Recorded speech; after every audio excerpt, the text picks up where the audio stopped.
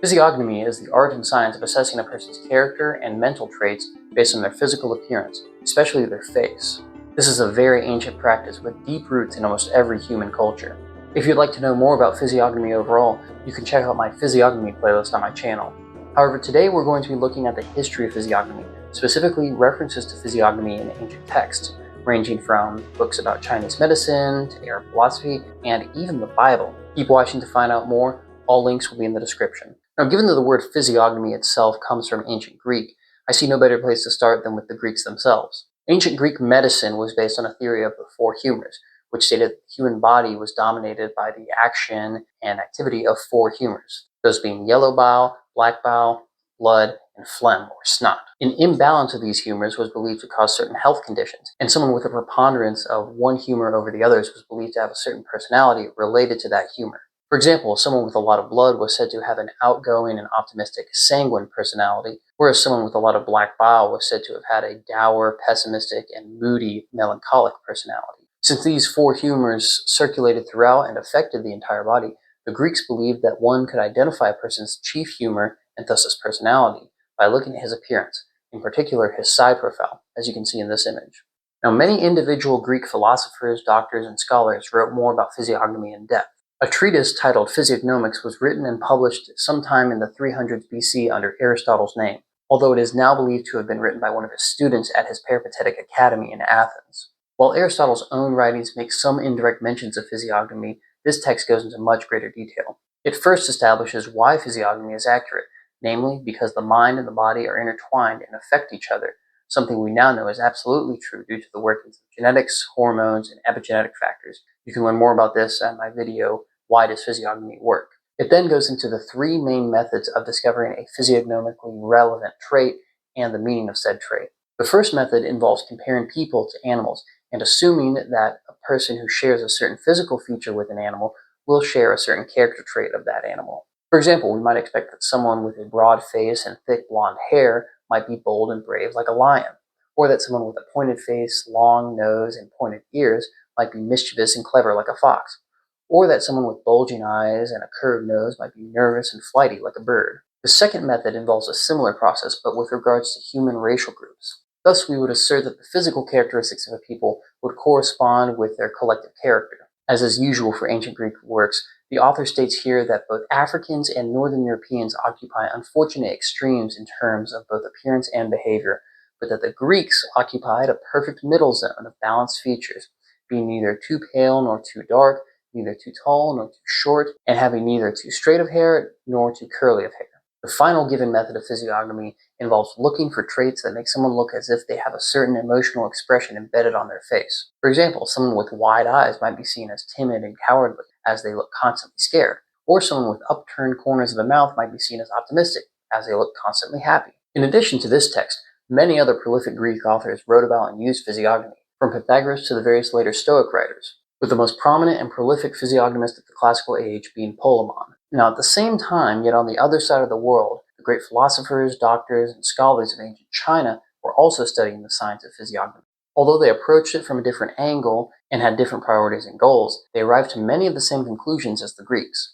Chinese physiognomy, known as Mien Shiang, which literally means face reading, is first known to have been elaborated on in the Book of Rites, or Li Ji, of the ancient Zhou dynasty. In comparison to Greek physiognomy, Mien Shiang is both much older and also more maximalist. Like the Greeks, the Chinese look to someone's face to tell them about their personality. They assign different facial features to different personality traits. The ears, for example, stood for risk-taking ability, the eyes for receptivity, the nose for ego and leadership, and so on. They also assign different zones of the face to different body parts, with the shape and look of each zone symbolizing the health of each organ or body part. For example, the lower lip stands for the intestines, the nose for the heart, the ears for the kidneys, and so on. In addition to this added medical aspect of Mien Shiang, there's also a fortune-telling element present, with there being different zones of the face that stand for a person's destiny at different phases of life. Finally, Mien Shiang gave us the concept of left side, right side analysis, wherein a person's left side stands for his or her intuitive inner life, and the right side for his or her calculated outer life. This theory has since been strengthened, if not confirmed, by modern neurology, which has confirmed that the left side of someone's face and body is indeed controlled by the intuitive and personal right brain hemisphere, whereas the right side of our face and body is controlled by the logical and professional left brain hemisphere. Left side, right side analysis is even used by professional FBI body language experts, as seen in this very interesting Wired video. At the same time that Greece and China were developing their respective models of physiognomy, there lay between them a third civilization which was developing its own: India. Indian physiognomy is deeply connected with both Hindu astrology as well as Indian traditional medicine, known as Ayurveda. While there is some focus given to assessing the personality of a person, the practice as it was and is found in India cares most about questions of wealth and career prospects. However, like in Chinese face reading, there is also a strong focus on bodily health and wellness. It should be said, though, that most modern practitioners of so-called Vedic face reading stress that it cannot predict someone's future precisely, only what paths may or may not be right for them based on their personality and abilities. Now we can move on from the classical civilizations of the Axial Age to the Middle Ages, and one of the schools of physiognomy that I personally find the most interesting, that of the Middle Eastern civilizations of the Islamic Golden Age. The term for physiognomy used in this region is Al-Firaasa, an Arabic word meaning insight, intuitive perception, or discernment. In sharp contrast to the Mien Shiang of China, the Islamic Firaasa is quite minimalist, more so than even the Greek schools of physiognomy from which it descends. The most thoroughly developed studies of physiognomy from the Arab and Islamic world come from the various Sufi scholars, that is to say, Muslim esoteric thinkers and mystics. These Sufi scholars split physiognomy into three main branches: judgment-based physiognomy, which involved the logical assessment of certain physical features by means of human reason; faith-based physiognomy, which is a special intuition gifted by Allah to believing Muslims to allow them to assess the character and morals of others; and divine physiognomy, which involves the study of certain spiritual and psychological signs and features. Unfortunately, the texts don't exactly make it clear where one branch of physiognomy ends and the other begins. So these categories are not exactly strict. They sort of blend together. It's more of a spectrum. Chief among these aforementioned Sufi scholars is the foremost mystic in all of Islam,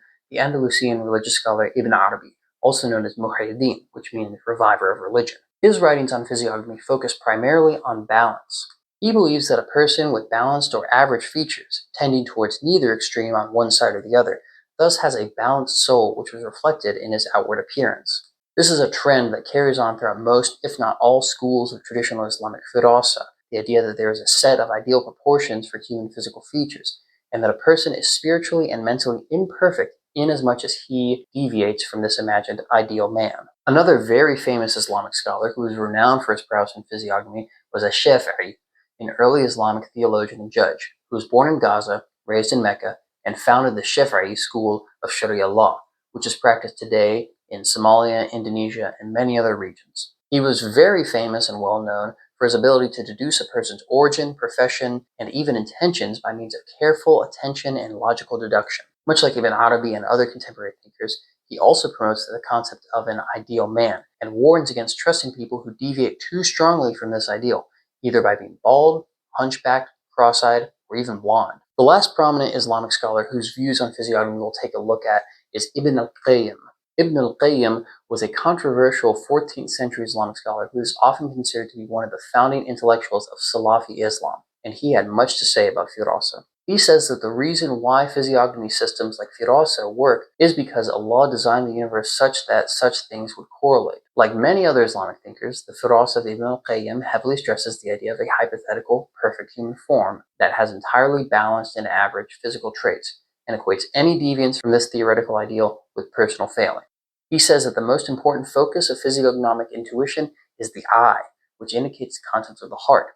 Second comes the tongue and mouth, which are the messengers of the heart's desires. One may also learn about a person's intelligence and character by the texture of someone's hair, as well as the color of his or her eyes, and so on. But what is most interesting is what Ibn al-Qayyim says about the possibility of changing physical features. He says that a good person, that is, a person with well-proportioned features, who hangs around too much with bad people, that is, people with disproportional and aberrant features, will change in both personality and appearance to become more like the company he keeps. But the same is true in the opposite direction as well, such that a person with aberrant features may become better proportioned by keeping good company. But there are traces of physiognomy in texts from far before any of these that I've mentioned so far. The most famous of these is the most published and most read book in history, the Bible. While the Bible does not explicitly speak on the topic of physiognomy, there are a number of secondary cultural and linguistic references embedded into the text that show that physiognomy was known and understood in the cultural context in which the Bible was written and composed. We will start with Exodus 34:6. In this chapter, God is speaking to Moses after inscribing his law on the 2 tablets. God comes down in a cloud and stands on the ground in front of Moses before proclaiming his name, or image bearer, who is called Yahweh. And he says to Moses, Yahweh, Yahweh, the compassionate and gracious God, slow to anger, abounding in love and faithfulness. Or at least that's what our English translations tell us, because in the original Hebrew text, the phrase that we translate as slow to anger has neither the word for slow nor anger in it. Rather, it literally reads long of nose, or in modern Hebrew, long nostriled. This phrase is used in many other parts of the Bible to describe both God and human beings as patient or slow to anger. But why? Well, it is very interesting to note here that more or less all major systems of physiognomy associate a long or tall nose with patience and thoughtfulness, whereas a short nose is associated with impatience and impulsivity. Thus, it seems that the ancient Hebrews were already familiar with physiognomy, such that it can be casually used as a way of conveying a person or deity's character. The use of physical appearance to convey character is found throughout the Bible, as detailed in the Biblical Languages Master's Thesis, The Hands of God and Men, Old Testament Physiognomy repurposed in the New Testament. Link is in the description. But such linguistic references to physiognomy are not exclusive to ancient Hebrew, however.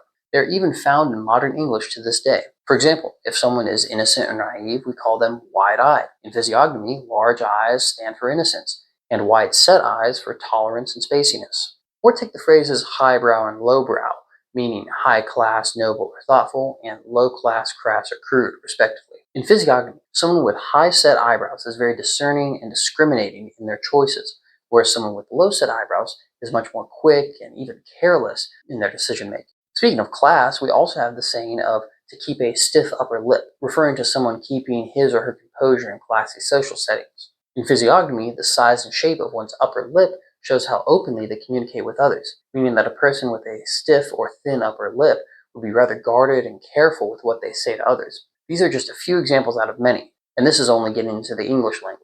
I believe that the wide variety of these sources show a few things about physiognomy and its history. First, they show how old physiognomy is, dating back to at least the Bronze Age. Second, they show how universal and widely accepted physiognomy always was throughout history, being well known and accepted everywhere from China to India to Arabia to Europe and beyond. Finally, they show the richness of the physiognomic traditions of the world, and how so many of them converge onto the same conclusions in spite of their different priorities, a strong indicator that physiognomy is indeed an objective and empirical science backed up by real evidence. But this video is just a small sample of a massive corpus of physiognomic writings from throughout history. Do you know of any other mentions or uses of physiognomy in any pieces of writing that you like? Does your language or culture have any physiognomy-related figures of speech like what we saw in Hebrew or English? Please let me know in the comments below. If you want to learn more about physiognomy, psychology, personality types, phenotypes, or any number of other topics, be sure to check out my official website, prosopainsights.com. I publish articles there, and you can also get in touch with me about getting a face reading analysis done for you or someone you know.